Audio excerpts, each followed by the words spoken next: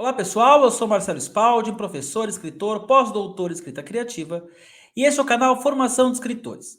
Hoje nós vamos falar sobre personagens, construção de personagem. Afinal, personagem talvez seja o que há de mais importante na narrativa. Muitos professores, como o próprio Assis Brasil, costumam dizer que uma história de ficção, uma narrativa, surge de um personagem, de um bom personagem. Então, depois da vinheta, a gente vai começar a pensar um pouquinho sobre a função do personagem na narrativa. Um conceito criado por Prop, depois trabalhado também por Grimas, e que nós usamos aqui no curso para pensar esquematicamente a construção de personagem nas nossas histórias. Não deixe de, enquanto roda a vinheta, se inscrever no nosso canal, curtir o nosso vídeo e, claro, coloque nos comentários aí qual para vocês o melhor protagonista de uma história, o melhor vilão de uma história e o melhor ajudante de uma história. Três funções, como nós vamos ver depois, que estão presentes nas histórias de ficção, segundo esse esquema do Grimas. Depois da vinheta a gente começa.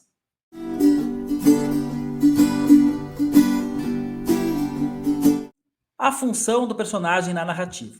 Vamos ver então algumas funções que os personagens podem assumir nas narrativas, sejam de ficção ou não ficção, mas claro que aqui o nosso foco maior vai ser na ficção. Esse estudo começou com Vladimir Prop, um formalista russo. Aliás, fica a dica aqui para quem gosta de teoria, para quem gosta de estudo de narrativa, estudar o trabalho dos formalistas russos. O Vladimir Prop propôs mais de 30 funções dos personagens na narrativa. Aqui ao ladinho a gente tem algumas apenas como ilustração, mas o próprio fez esse trabalho extenso analisando os contos populares russos. E aí ele chegou em 30 funções dos personagens. Posterior ao próprio é o Grimas. Julius Grimas, ele trabalhou a partir do estudo de Prop e ele diminuiu a quantidade de funções, chegando a esse modelo que vamos apresentar aqui no vídeo agora. O Grimas faz parte de uma escola chamada os estruturalistas, das narrativas estruturalistas. Tem um livrinho do Barthes chamado Análise Estrutural da Narrativa, do Roland Barthes, organizado por Roland Barthes, que é muito interessante, é muito importante. O Grimas tem um capítulo nesse livro em que ele fala dessas funções do personagem na narrativa. Bom, vamos lá, vamos a elas, vamos para a prática, né? O pessoal que gosta de teoria como eu, pesquise depois sobre os livros. Se ficarem em dúvida, coloquem aí nos comentários que eu respondo para vocês. Mas vamos para a prática. Vamos ver o diagrama aqui proposto então pelo Grimas. O Grimas vai dizer que sempre há numa narrativa um sujeito, que nós vamos chamar aqui de protagonista. Então o protagonista, o sujeito, está no centro da narrativa.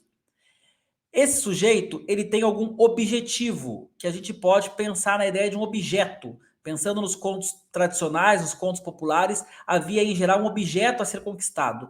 Mas a gente pode trabalhar com o conceito de objetivo que vai ficar mais claro. Então nós temos um protagonista, um sujeito, que busca por algum objeto, algum objetivo.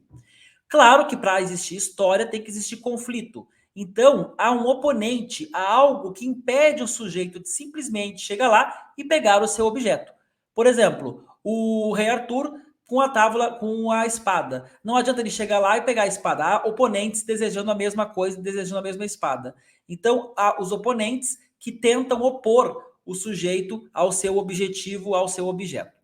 Esse sujeito vai ter também alguns ajudantes.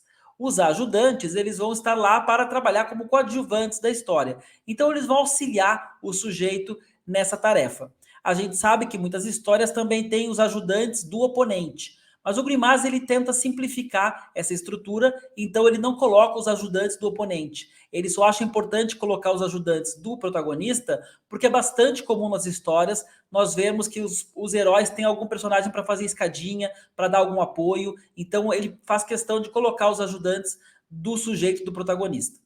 E aqui tem os dois conceitos que são um pouco mais difíceis para quem não está acostumado com esse tipo de narrativa, de história, que é o destinador e o destinatário. O destinador é para a pessoa, né, ou a entidade que demanda o sujeito. No caso do Harry Potter, chega lá o Hagrid. No caso do Senhor dos Anéis, também chega lá o Gandalf. Então existe um destinador, alguém que chega até o sujeito e diz para o sujeito, preciso que você pegue tal objeto, preciso que você descubra tal mistério, preciso que você faça alguma coisa. O destinador é quem destina o sujeito a algo. Daqui a pouquinho a gente vai ver que o próprio sujeito pode estar nas duas posições. Pode ser que o protagonista esteja na posição de sujeito e também de destinador. Mas por enquanto vamos deixar separadinho essas caixinhas. Então, destinador é quem motiva o sujeito a agir. E o destinatário é a quem está destinado aquele objeto ou aquele objetivo. Se o objetivo do herói for salvar a Terra, salvar o planeta, como tem tanto filme blockbuster fazendo isso, o destinatário não é apenas o herói, não é apenas ele que vai se beneficiar com essa vitória, e sim toda a humanidade. Então, o destinador é quem dá a missão para o sujeito. O destinatário é quem vai se usufruir da conquista daquele objetivo ou daquele objeto.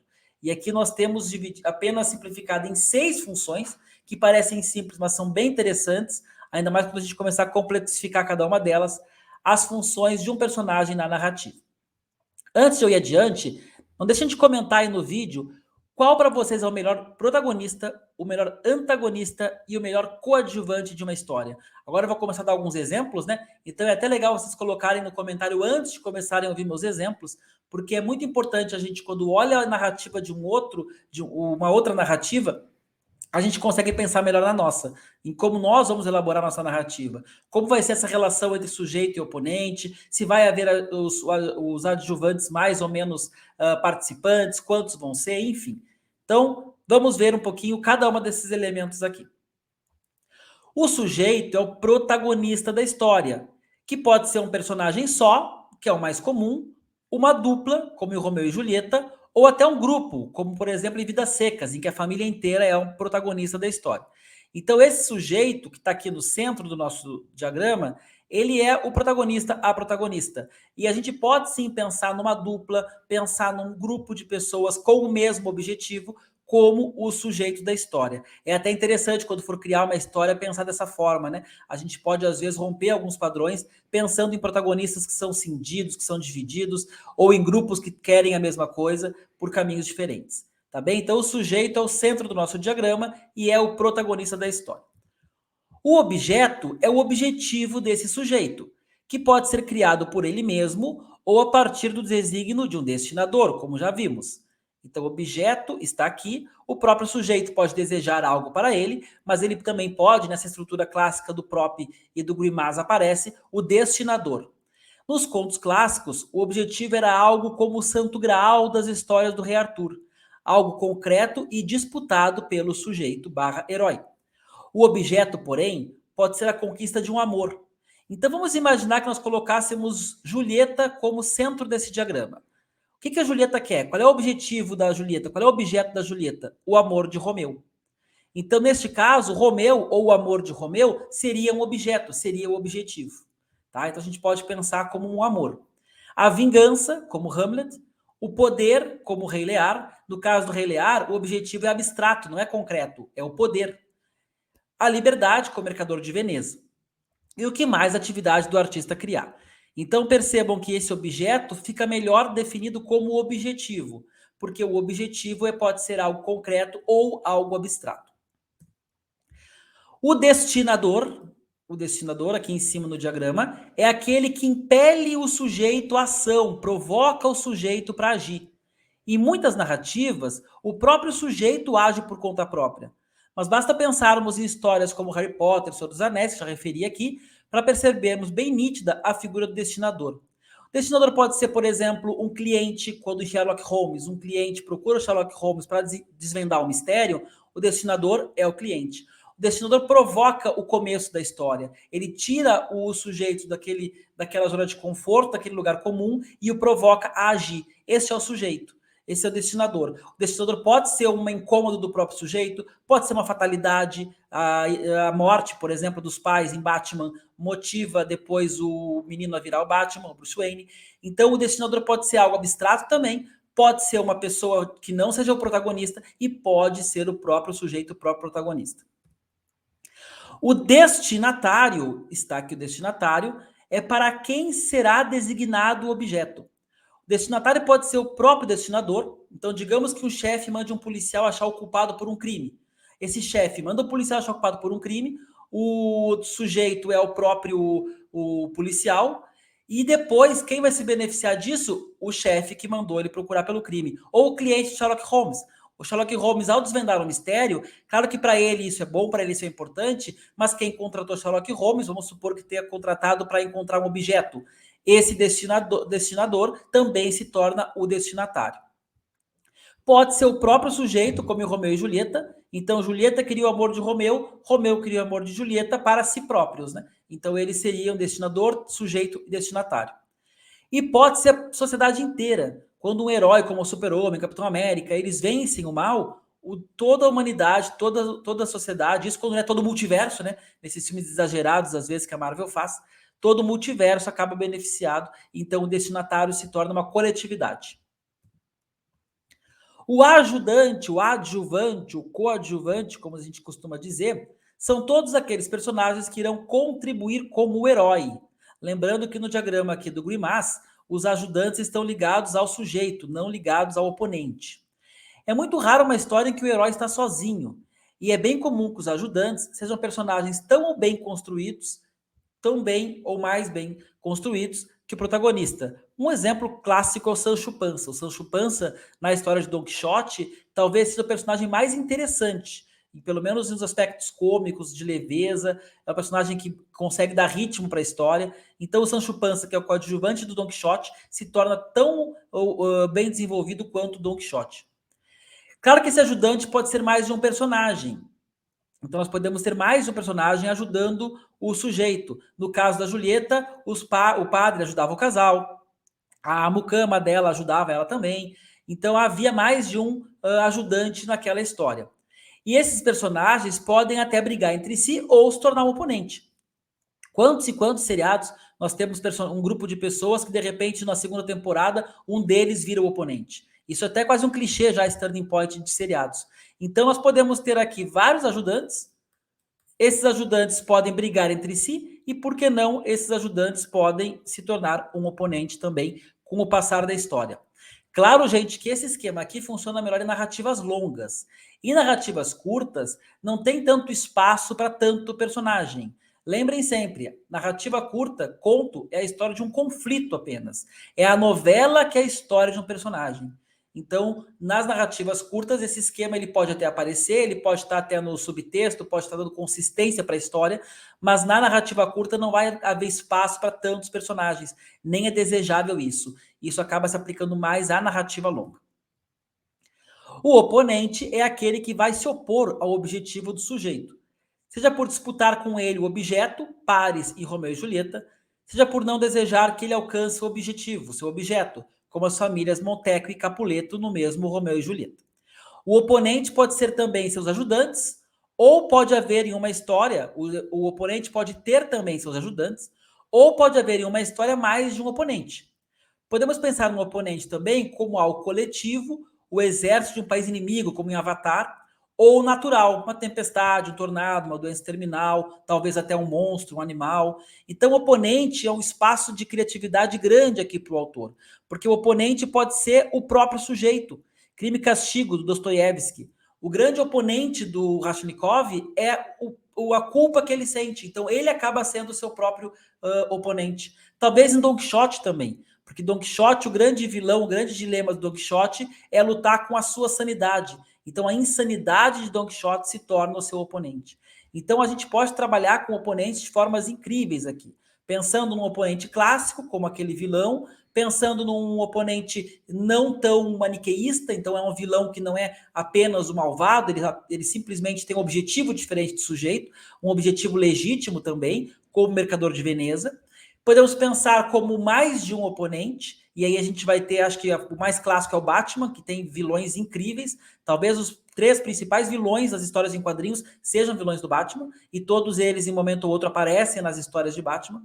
E nós podemos pensar nesse vilão como algo natural, como algo da natureza, tanto das questões de tempestades, tornados e tal, como algo mais subjetivo, uma doença, um ciúme, enfim, algo que seja mais subjetivo. Evidentemente que nem todas as figuras existem em todas as histórias. Nós vamos ter histórias que não vão ter, de repente, um ajudante, ou quem sabe não vão ter um destinatário. Então, claro. Bem como uma delas pode ser desmembrada em mais de uma. Diversos ajudantes, diversos oponentes, mais de um objetivo, etc. Tá? Então a gente tem que entender esse diagrama como uma simplificação. O que é a teoria? A teoria é algo que tenta simplificar os fenômenos práticos que existem, que são muito mais complexos, claro. Isso aqui é como a gramática linguística, né? Então a gente coloca lá sujeito, verbo, objeto, mas cabem milhares de combinações nesse esquema tão simplificado. Aqui também, nós temos um esquema simplificado, um esquema já reduzido do outro do próprio, para que nós possamos, a partir dele, entender as dinâmicas de uma narrativa sem reduzir as possibilidades dessa narrativa. A gente pode fazer chover com esses 6 elementos aqui, desmembrando, agrupando, etc.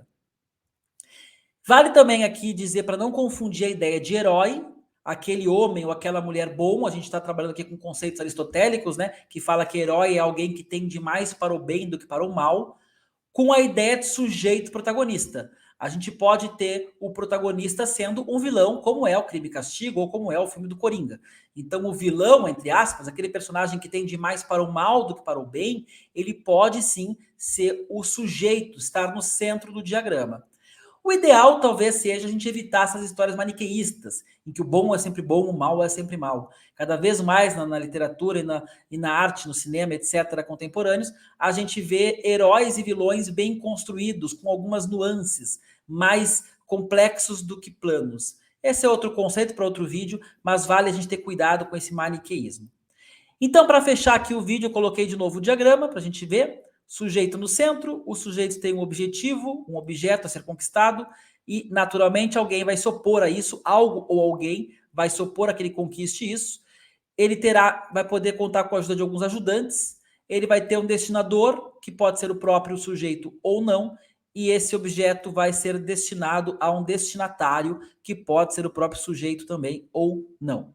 Pode ser, por exemplo, um ajudante, né? Pode ser que um ajudante esteja ajudando o sujeito para receber o objeto desejado em troca. Tá bem, gente? Então, é um diagrama que a ideia dele é ser reducionista, é ser simples, esquemático, mas a gente não pode se prender apenas a esse diagrama. A gente tem que entender como que um escritor, como que um autor, como um roteirista consegue, a partir desses conceitos, produzir algo infinito, produzir algo criativo. E, claro, mesclando conceitos como esse, personagem planisférico e outros conceitos de criação de personagem. Não deixem de colocar aí nos nossos comentários se vocês gostaram do vídeo e se vocês têm algum vilão, algum protagonista e algum coadjuvante preferidos, para ter uma noção aí do que o pessoal anda lendo, do que o pessoal anda assistindo e também produzir vídeos nesse sentido. Um abraço, até o próximo vídeo, tchau!